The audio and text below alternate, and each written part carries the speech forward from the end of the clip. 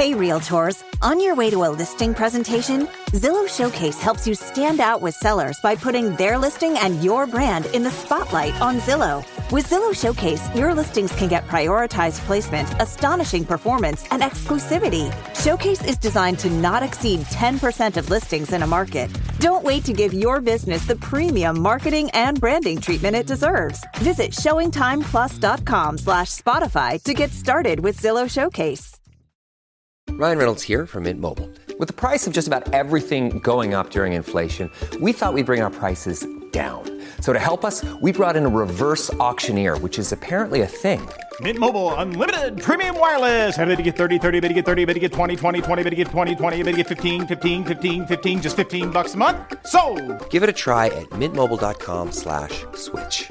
$45 upfront payment equivalent to $15 per month. New customers on first 3-month plan only. Taxes and fees extra. Speed slower above 40 gigabytes. See detail.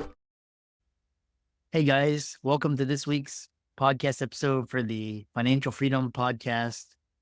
And I'm delighted to bring to you David today, and we're going to talk all about real estate. He's a real estate professional for the people. Again, real estate, financial planning, these are all bread and butter for the audience. And we're going to talk about how he has used homes as a tool to build multi-generational wealth. So David, welcome. Thank you, sir. Thank you for the introduction. Yes, my name's David Dippong. I am my own company, Dippong Real Estate, that I work in conjunction with the real estate brokerage Compass. And when I'm not working with clients, most of my time is spent educating people on the value and the benefits of owning at least one home and how that real estate can build multi-generational wealth for you if you choose to acquire 2 or 3 homes, which many people might immediately think that's too hard. But it's actually very achievable as long as you use your one resource well, and your resource is time. Yeah.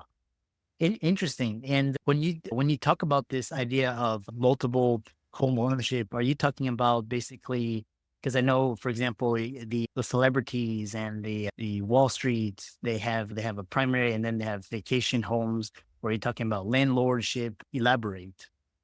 So that's a great question. And that's eventually where the money can take you. The second home, the vacation home, etc.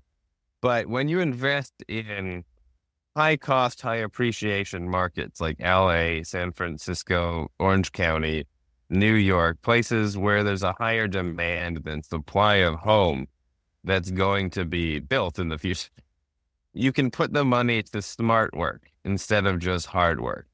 If you had put, for example, just with the Los Angeles market, if you had put 5% down on a median value home 10 years ago, you would have gotten over a 320% return on your money in 10 years.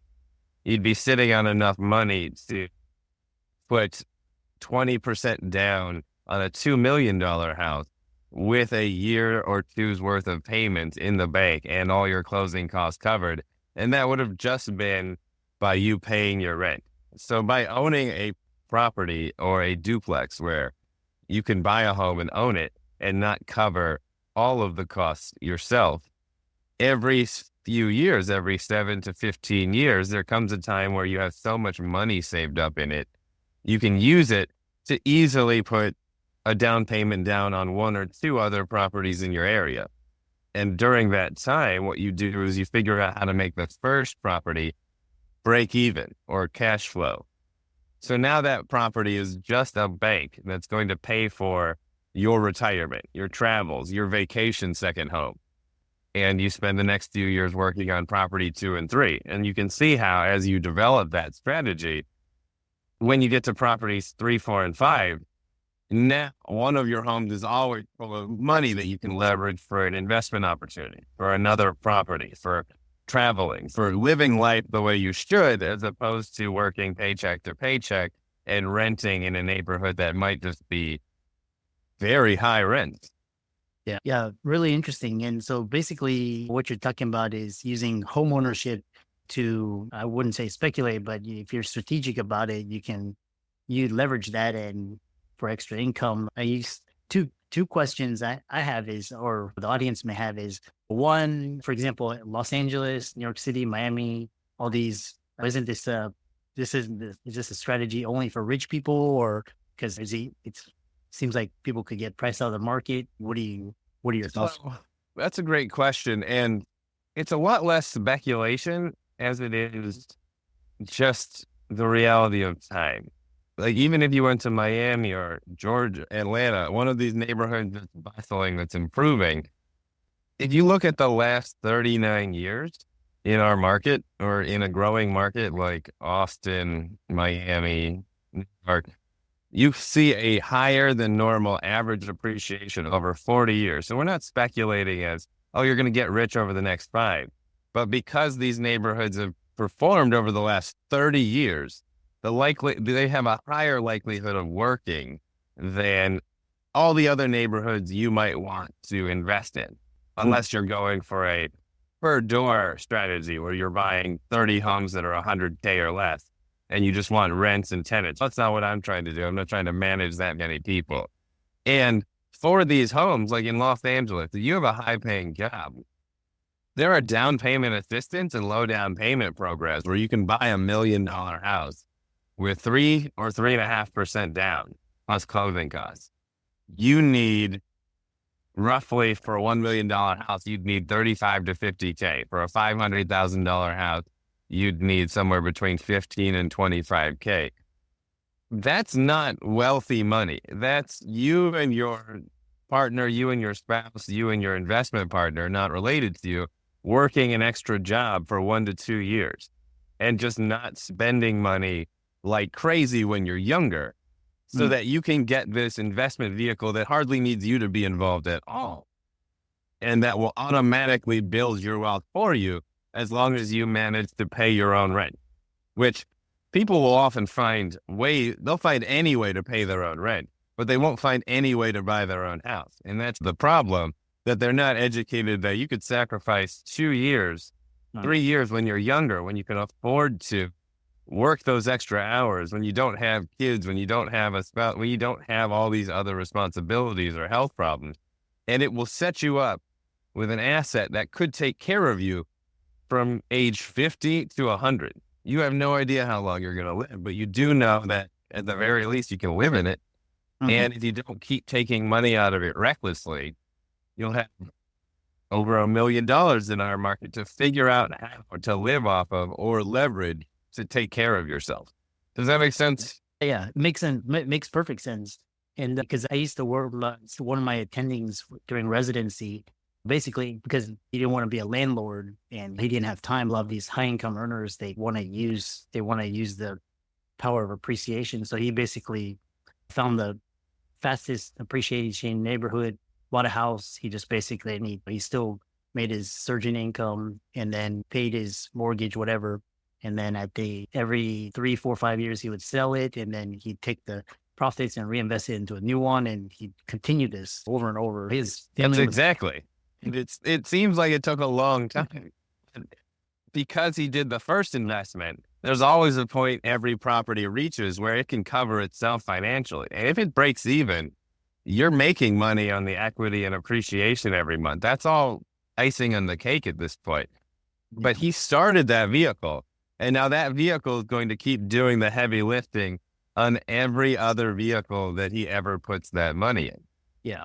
The other question I have is this kind of strategy. People listening may say, oh, this is what happened to people in 2008. I'm curious your thoughts on that. So obviously that was a less than ideal time in real estate, but that was also a real estate caused recession. There's a lot more guidelines and importance placed on ethics with professionals nowadays to prevent that stuff from happening to you. Now, that being said, it's still 100% on who you work with. Yeah. So if I direct you to a place, like, for example, right now, if I help some people buy a duplex, if they can't afford to do the whole mortgage themselves in this current climate, but they have a higher income, or at $1 million duplex, you could live in one of the units. The other unit would pay $3K of your mortgage. So you're responsible for $5,000 roughly. You could rent rooms in your property. You could have roommates. You could rent it. Listen, it sounds funny, but you could have a roommate in two of the rooms, $1,200 each. Now you're only responsible for $2,600 a month. Yeah. That's a very doable amount you can pay to own and take advantage of the benefits, the tax advantages, the appreciation, the equity filling up in your house for the next few years. And the best part about owning your own property is you streamline the payment. You have an amortized loan. The payments are going to be the same for the next 30 years unless you refinance to lower them. Yeah. So in the first 5 years, you can do improvements. You can work on the units of your property if you buy a 2-unit property to get the payment to being able to support itself. And now it doesn't need you. Now you could leave and rent somewhere that you want to be, or start saving to put 5% down on another property in another neighborhood that you would also like to own something in.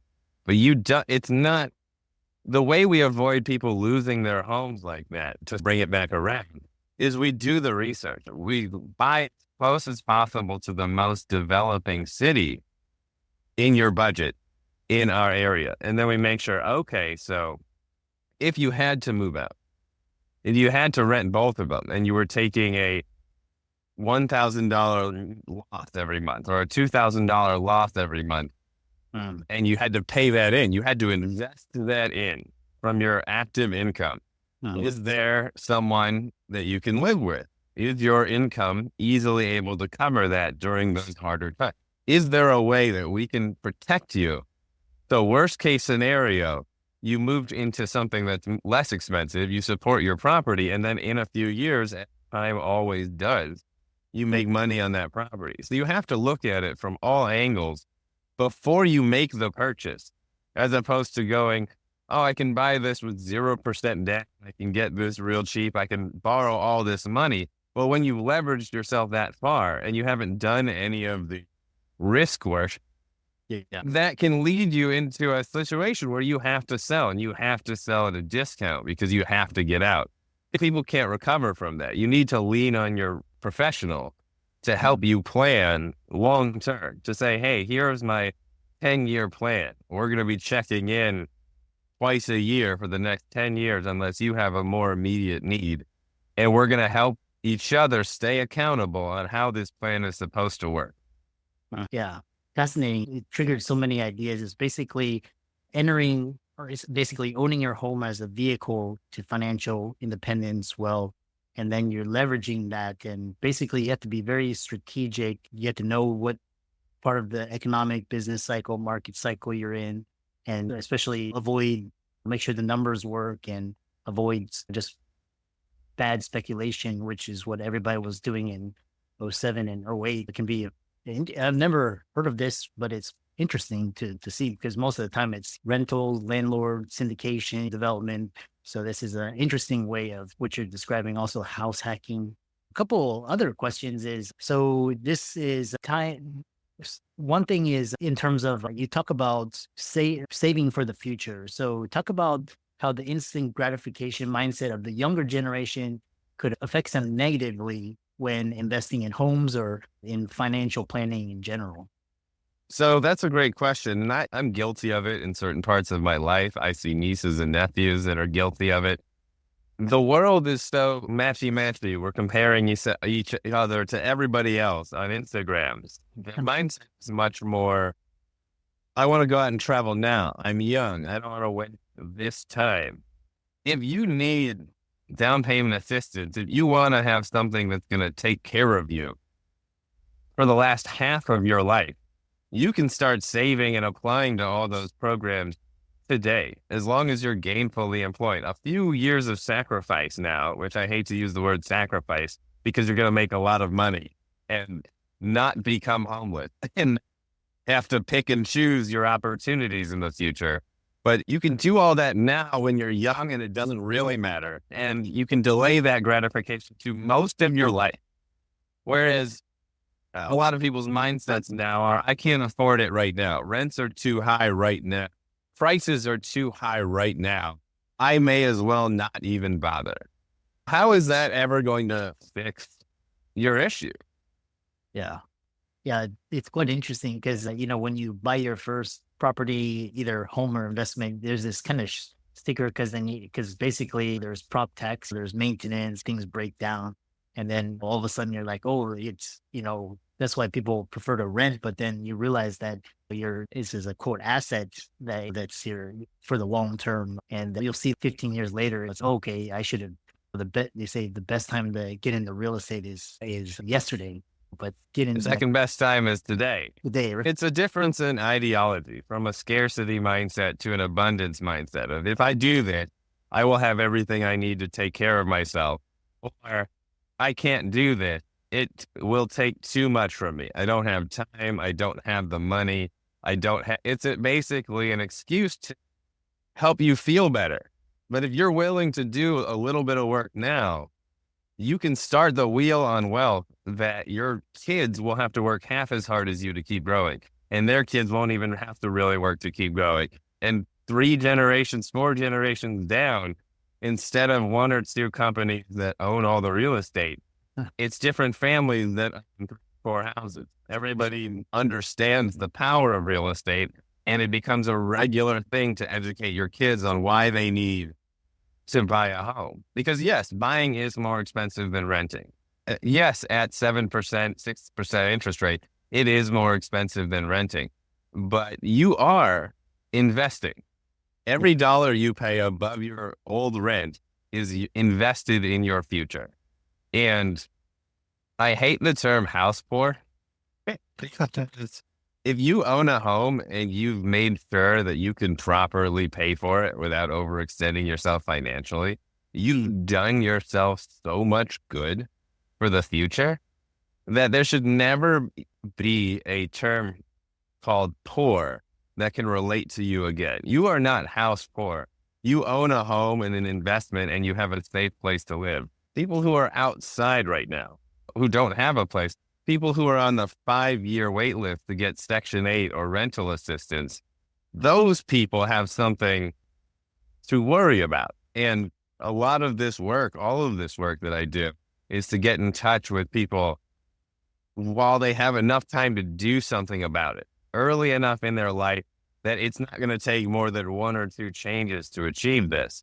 Once you have 2, 3 kids, once you're getting ready for retirement, once you've got all these challenges and bills that you might have to pay later in life, there's almost nothing I can do for you because you don't have the most important resource anymore, time. Yeah. Yeah. Yeah. The time is the most important resource. And then it's talking about the efficient use of capital. And so my question is, how can people contact you, follow you, reach out to you, see the work that you do? So I have a website, dippongrealestate.com. That's DIPPONG, realestate.com. I release a monthly blog. I send out a monthly email with relevant market information.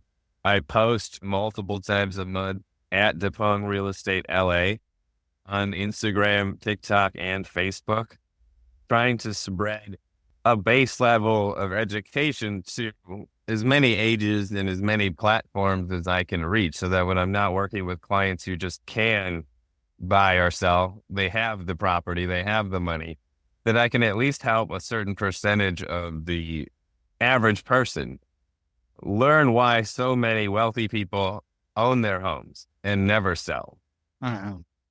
Yeah. Yeah, that's the beauty of the United States. Was back then the middle class, they offered home loans so that they could get into home ownership. And that's the first step towards financial independence. And it's a really fascinating discussion. I really haven't talked to many individuals using your strategies. All of David's resources will be in the links in the show notes. And thank you for an enlightening conversation. And thank you for coming onto the podcast. Thank you, Christopher. I'm always happy to be here. Call me if you ever want to.